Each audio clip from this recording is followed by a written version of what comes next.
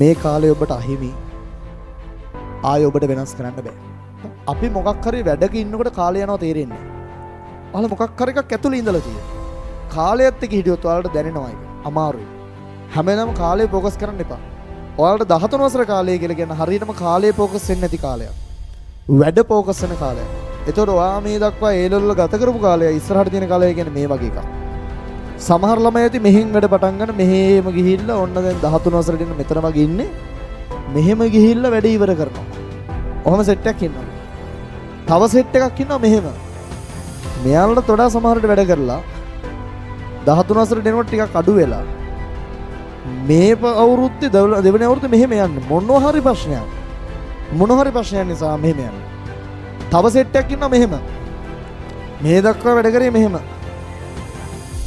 මෙතෙන් දෙවිලා මෙහෙම ගිහිල්ලා ඉවර කරන්න ඉන්න කලාතුරකින් මේක උඩින් ඉවර කරන්න ඇත් ඉන්නවා කලාතුරකින්. තව සෙට් එකක් ඉන්නවා මෙහෙමම තමයි ආවේ.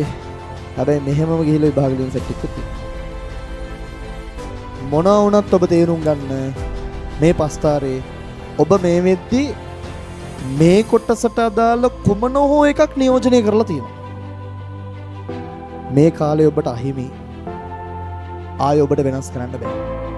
ඔබට අහිමි කාලයක් ඒක. කුමන හෝ එකක් ඔබ නියෝජනය කරලා අවසන් අතීතයේදී වෙනස් කරන්න බෑ. ඔබට උරුම ඔබට තියෙන්නේ මේ කාලේ විතරයි. සහ මේ කාලේ ඔබ මේ කියන කුමන හෝ පස්තාරයක් අනිවාර්යයෙන්ම නියෝජනය කරනවා.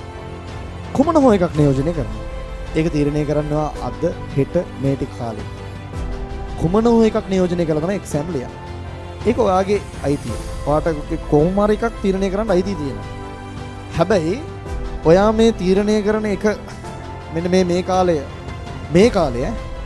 මේ චූටි කාලය කියන්නේ මෙතන ඉඳලා අවුරුදු ගාණක් ඔබ ඉස්සරහට මොනවද කරන්නේ නැද්ද කියන එක තීරණය කරන කාලයක්. අස්තරේ හැඩේ තීරණය කරන්න ඔබට දායක වන පළවෙනි මේක වගේ යාළුවෝ. වගේ ළඟින් ඉන්න දෙගොල්ලෝ. යාළුවෝ වෙන්න පුළුවන්, බොයිෆ්‍රෙන්ඩ් ගර්ල්ෆ්‍රෙන්ඩ් වෙන්න පුළුවන්. එයාලා තමයි අංක 1.